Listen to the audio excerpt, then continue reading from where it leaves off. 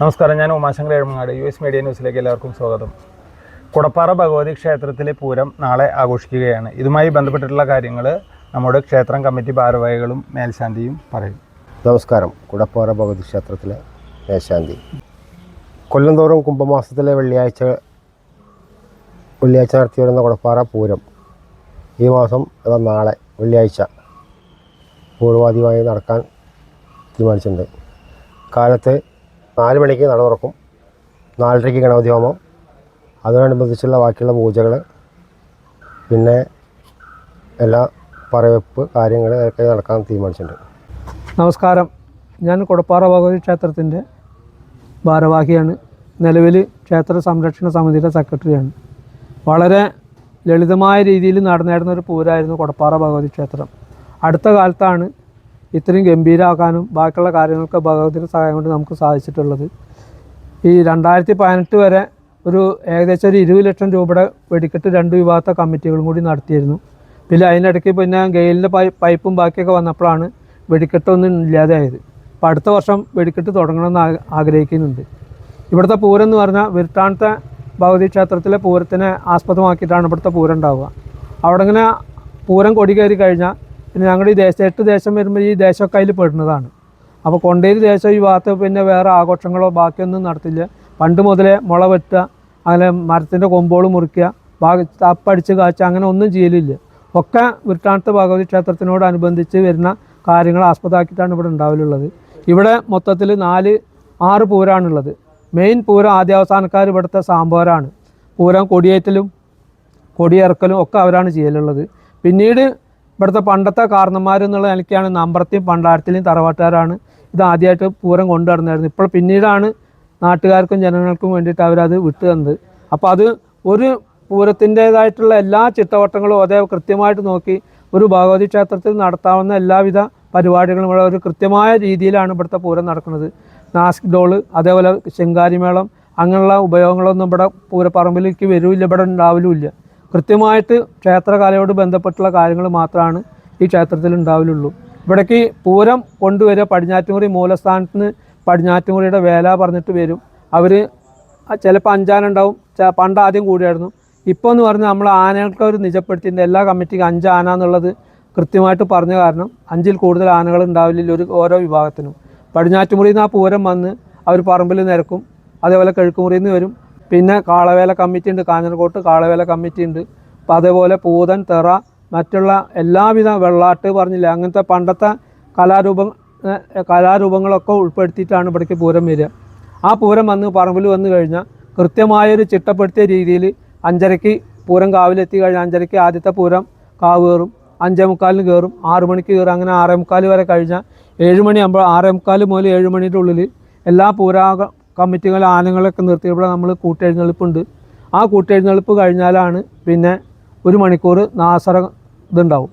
അത് കഴിഞ്ഞാൽ ആദ്യത്തെ തായമ്പക തുടങ്ങും. ആദ്യം ഒരു അടിയന്തര തായമ്പക അറിഞ്ഞിട്ട് പടിഞ്ഞാറ്റുമുറി വേലാഘോഷ കമ്മിറ്റിയുടെ ഇതുണ്ടാവും. അത് കഴിഞ്ഞാൽ പിന്നെ സ്പെഷ്യൽ തായമ്പക കിഴക്കുമുറി വിഭാഗത്തിൻ്റെയും പടിഞ്ഞാറ്റുമുറി വിഭാഗത്തിൻ്റെയും ഉണ്ടാവും. അതിൻ്റെ ശേഷം പിന്നെ 12 മണിക്ക് പഞ്ചവാദ്യം തുടങ്ങും. പടിഞ്ഞാറ്റുമുറിയുടെ പഞ്ചവാദ്യമാണ് ആദ്യം. അത് കഴിഞ്ഞാൽ കിഴക്കുമുറി വിഭാഗത്തിൻ്റെ പഞ്ചവാദ്യം ഉണ്ടാവും. അപ്പോൾ പകൽപൂരത്തിൻ്റെ അതേ തനിയാവർത്തനമായിട്ടാണ് പിന്നെ രാത്രി വരുന്ന പൂരം. പുലർച്ചെ വന്നു കഴിഞ്ഞ് എല്ലാ പൂരങ്ങളും ഇതേപോലെ കുടപ്പാറ അമ്പലത്തിൽ വന്ന് ആ കൂട്ടെഴുന്നള്ളിപ്പ് കഴിഞ്ഞ് ഭഗവതിയോട് ഉപചാരം ചൊല്ലി എല്ലാ പൂരങ്ങളും പിരിച്ചു പോകും. പിന്നെ അടുത്ത കൊല്ലത്തെ പൂരത്തിന് വേണ്ടിയിട്ടുള്ള കാത്തിരിപ്പാണ് നമ്മുടെ ഭാഗത്ത് ഉണ്ടാവുക. വെള്ളിയാഴ്ച കാലത്ത് എന്ന് പറഞ്ഞാൽ 6 മണി മുതൽ ആൾക്കാർ പറ വയ്ക്കാൻ വരും. കഴിഞ്ഞ പ്രാവശ്യമൊക്കെ ഒരു 600-ഓളം പറ ഉണ്ടായിട്ടുണ്ട്. ഇപ്രാവശ്യം അങ്ങനെ ഉണ്ടാവുമെന്ന് വിചാരിക്കുന്നുണ്ട്. ഇടയ്ക്ക് ഒരുപാട് പുരോഗതി ഇവിടെ വന്നിട്ടുണ്ട്. ഇപ്പോൾ പൂരപ്പറമ്പ് എന്ന് പറഞ്ഞാൽ കുറേ ഭാഗം പൂര കമ്മിറ്റിക്ക് വേണ്ടിയിട്ട് ക്ഷേത്രത്തിന് വേണ്ടിയിട്ട് നമ്മൾ വാങ്ങിയിട്ടുണ്ട്. പിന്നെ ഗുരുവായൂരിന് സഹായം കിട്ടലുണ്ട്. അതൊക്കെ കഴിഞ്ഞപ്പോൾ കുടിവെള്ളത്തിൻ്റെ ഒരു പ്രശ്നം വന്നപ്പോൾ ഈ പെട്ടെന്ന് നമ്മൾ ആ പഴയൊരു ടാങ്കാണ്ട് അവിടുന്നൊക്കെ മാറ്റി ഒരു സ്റ്റോർ റൂമും അതേപോലെ കുടി ടാങ്കൊക്കെ വെച്ചിട്ട് അത് പൂരത്തിൻ്റെ മുമ്പ് തന്നെ കഴിക്കാൻ വേണ്ടിയിട്ട് ബുദ്ധിമുട്ടിയിട്ടാണ്. അപ്പോൾ അതിൻ്റെ പണിയൊക്കെ കഴിഞ്ഞ് അതിൻ്റെ ഉദ്ഘാടനം നമ്മുടെ ക്ഷേത്രം പൂജാരിനെയാണ് ചെയ്തത്. അല്ലാതെ വേറെ പരിപാടിയൊന്നും ഉണ്ടായിട്ടില്ല. പൊതുജനങ്ങളുടെ ആത്മാർത്ഥമായ സഹകരണമാണ് ഇതിൽ ഏറ്റവും വലിയൊരു ഭാഗ്യമായിട്ട് ഞങ്ങൾ കണക്കാക്കുന്നത്. പിന്നെ എന്തിനു വേണ്ടി നമ്മളൊരു പൈസ ഇല്ലാതെ ഇറങ്ങാൻ ഭഗവതി വിചാരിച്ചാണ്ട് ഇറങ്ങിക്കഴിഞ്ഞാൽ ആ കാര്യങ്ങളൊക്കെ നമുക്ക് വളരെ വൃത്തിയിലും ഭംഗിയിലും ഞങ്ങൾക്ക് ആ കാര്യം നടത്തി തരലുണ്ട് ഭഗവതി. ഇന്ന് വൈകുന്നേരം പൂരത്തിനോടനുബന്ധിച്ച് അതിൻ്റെ തലേ ദിവസമായിട്ട് പടിഞ്ഞാറ്റൂർ വിഭാഗത്തിൻ്റെ അവിടെ ഗാനമേളയും ബാക്കിയുള്ള പരിപാടികളുണ്ട്. ഇവിടെ ഇങ്ങനെ കിഴക്കുമുറി വിഭാഗത്തിൻ്റെ ആയിട്ട് ഗാനമേള ഉണ്ട്.